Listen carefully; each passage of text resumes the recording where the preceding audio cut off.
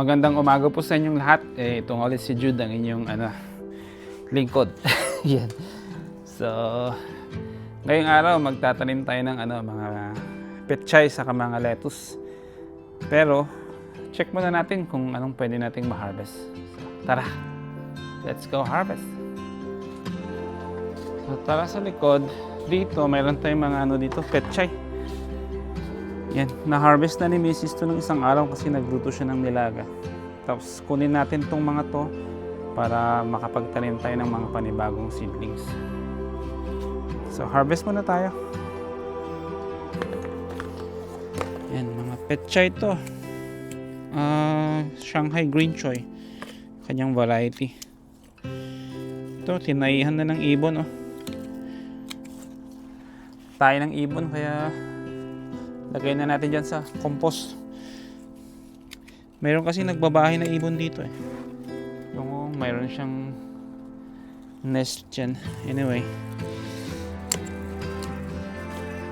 Yan. Petchay sariwang sariwa.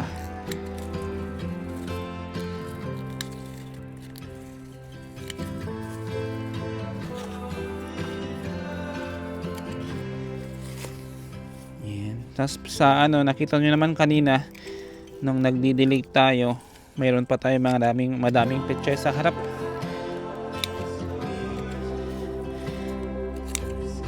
Nagtanim kami ng madaming petchay kasi gusto ni Mrs. Tapos gusto din ng mga bata. Saka anong season ng petchay, mabilis silang lumaki. Tapos wala ka pang masyadong maintenance. Ito nga, hinahayaan ko na lang na kainin ng mga worms. Hindi ko na sila ini-sprayan. Ito mga to, lagay natin sa compost yung mga maliliit. Ito yung mga kinain ng mga worms. Hindi na lumaki.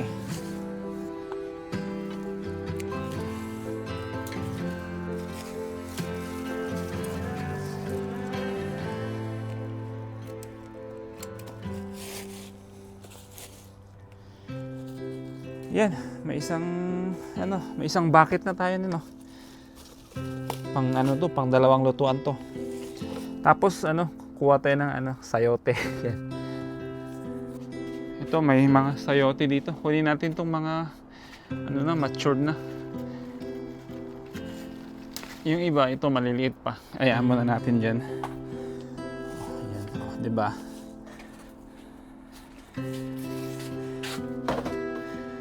Tapos ito, meron din dito. Hayaan muna natin to. Saan ito? Matured na rin to. Diba? Ganda to eh. Wala siyang spikes ba? Yung tinik-tinik niya. Smooth yung balat. Sana all, diba? Smooth yung balat. Dalawang malaki. Check pa natin. Ito, iwan pa natin dyan. Lalaki pa yan. Okay. Wala na ata dito. Ay, meron sa taas. Yan. Na-deform. Pang ilang na to Pang ilang harvest na natin to. Nakailan na tayo dito ng harvest. Madami tayong na-harvest na sayote. So, yeah. I think may isa pa doon. Na-stuck siya. Ito sa kabila. Na-stuck siya eh. Ito, laki. Yan. Ang lalaki. Grabe. Nice. Tapos next, maglagay tayo ng dito. Blood meal. Mataas sa nitrogen. Bagay na bagay sa mga bok choy na green leafy. Sprinkle tayo ng blood meal. Tapos transplant na tayo. So tara. So ito, blood meal. Lagyan lang natin dyan. Organic tayo. Hindi tayo gumagamit ng mga synthetic.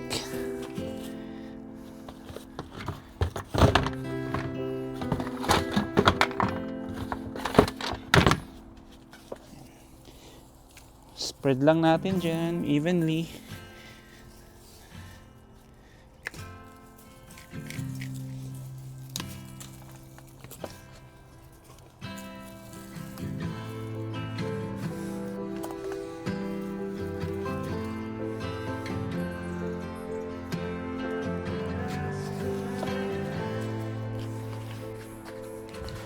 Sunod, lagay na tayo ng butas. Since madami tayong seedlings, pag paglalapitin na natin, malapit para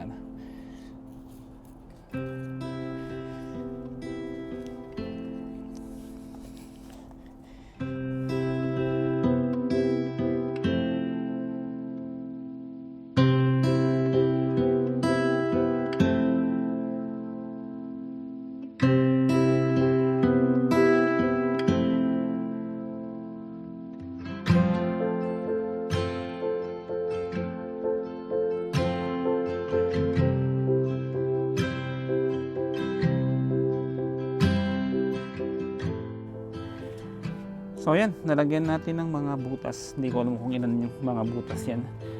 Tapos sunod, transplant na natin tong ating mga petchay. Tingnan nyo, nag-yellow na. O ano na to, nagsisimula na siyang ma-root bound. Tingnan nyo yung roots niya dyan. So, yeah, transplant natin yung mga yan. Gawin natin, shoot lang natin dyan.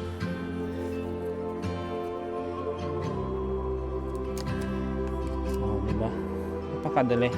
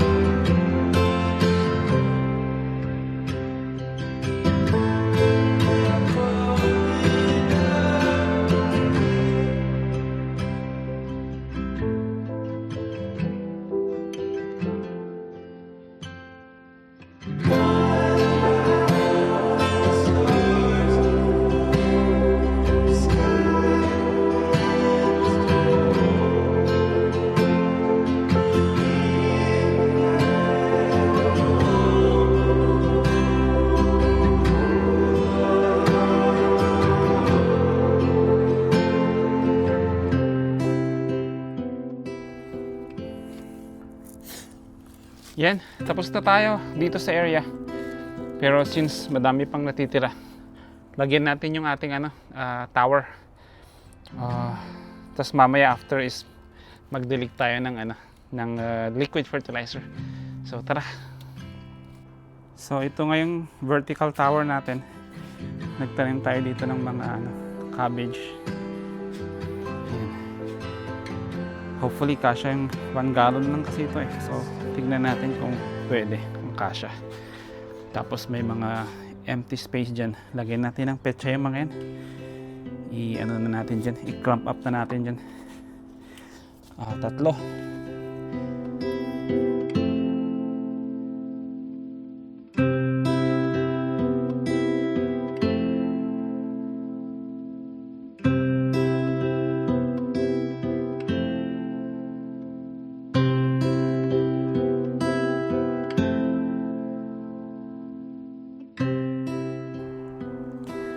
So yan, nalagyan na natin lahat dito.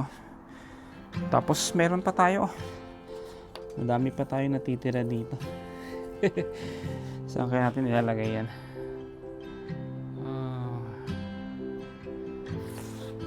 think ilagay ko dun sa mga ano, sa garlic.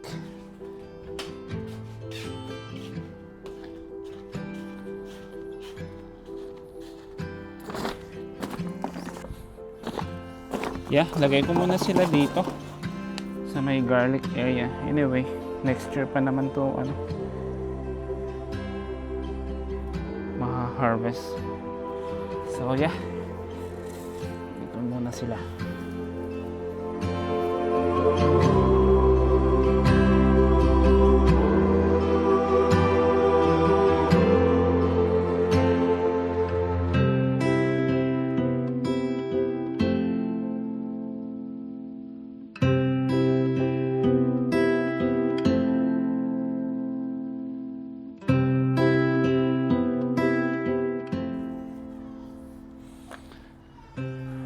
So ayan, tapos na tayo sa mga petchay. Sunod naman is yung lettuce. Ilipat natin doon sa isang tower. Pero puntahan muna natin yung bata kasi yun na yung alaga ko. So, sige, mamaya, balikan ko kayo mamaya.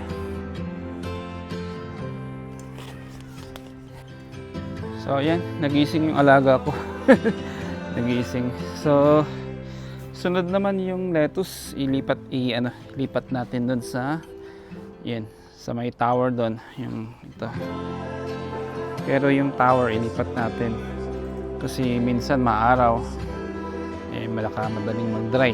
So iyan, ilipat natin dito. Yan, kasi dito wala na masyadong araw dito eh. So yeah.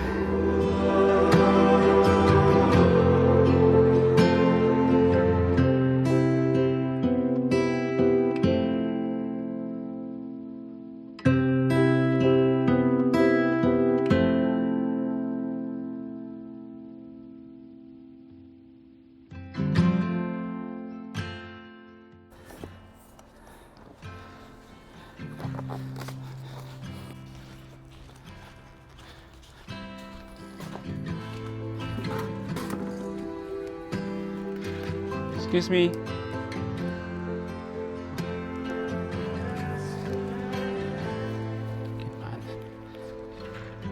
You like chayote? Good, how are you? You like chayote? You eating chayote? Yeah, it's just stir fry. Yeah, cut them like thinly and stir fry. Yeah. Yeah, just harvested there. Thank you. Yeah. That's great. I'm Got glad it? you guys are getting lots of vegetables. Yeah. Yeah.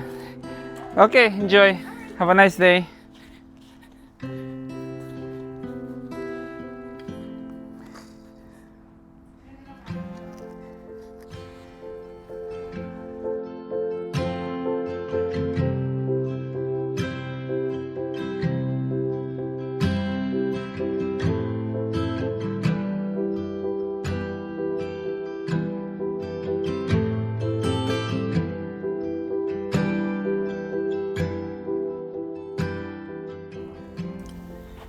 So ayan, natapos na nga tayo sa wakas mag-transplant ng mga bok choy and syempre yung ating mga lettuce. Ito hindi ko na na-video yung yung pagtatanim kasi tumawag ata si Mrs. Nakat yung video, hindi ko alam.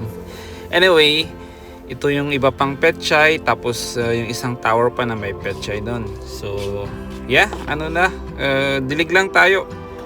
Nadiligan ko na ito kanina ng tubig lang, tapos ngayon is magdidilig naman tayo ng liquid fertilizer. Mataas siya sa nitrogen para mas lalong mapabilis ang pagtubo ng ating mga green leafy vegetables kasi yung nitrogen nakakapagbilis ng pagtubo ng mga dahon yan. So yeah, maraming salamat po sa mga nanonood, sa mga sumusuporta. Salamat po, and samahan nyo ako mag-garden tayo kung may mga konting lang kayo dyan, espasyo. Magsimula kayo sa mga maliliit na paso-paso kasi nakakainganyo, nakakawala ng stress yung pagtatanim. At saka syempre, yung pag nag-harvest ka is very rewarding siya. So maraming salamat po, and mag-ingat po kayo lagi. And kita-kita ulit tayo sa susunod na ating mga video. God bless po sa inyong lahat and ingat po kayo palagi. Paalam na po.